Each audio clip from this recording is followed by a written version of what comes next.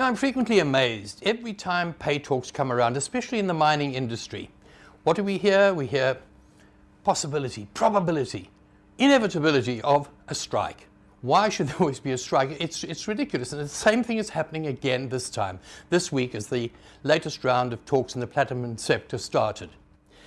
At the same time, there's also confusion about that iconic 12,500 Rand starting pay, which was first put forward in 2012.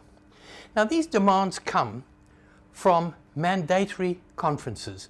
It's actually the groups of miners, the membership of the unions who come together, who make these demands, who mandate the leadership to negotiate on their behalf. And this is open democracy in action, but sometimes manipulated, etc., for all its faults. It is actually an example of open democracy in action. And we should hail this. We shouldn't ignore it.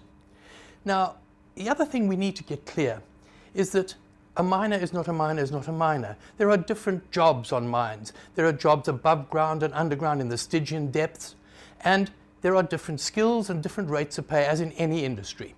Now, the 12,500 Rand basic pay claim was first put forward by the RDOs, the rock drill operators at Marikana.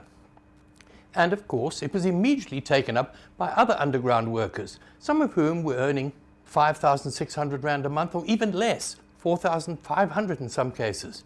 They took it up as well. Now, since that massacre of 4 years ago, there were other strikes, there were other negotiations, and the rates of pay have certainly increased. The basic rate now, starting rate for a miner, is about 8,000 Rand, and the rock drill operators are on about 10,000. And then, of course, there are bonuses, allowances, etc.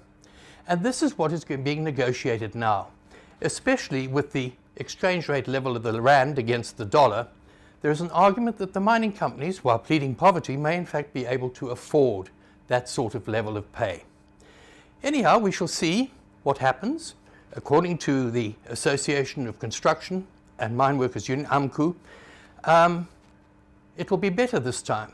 There is more chance of a better deal for the simple reason that, as Joseph Matunjwa, the president of AMCU, says, in the past, the mining companies thought AMCU was a flash in the pan, would disappear. They're now taking them seriously. Anyhow, that will be the focus of my Inside Labour column this week, which you can access on this program, this platform, Fin24, and a version of which will appear in the City Press business section on Sunday. In the meantime, it's over to you. Let's have your comments, suggestions, criticisms, etc. to editor@fin24.com. That's editor@fin24.com. And for this week, that's all from me. Cheers.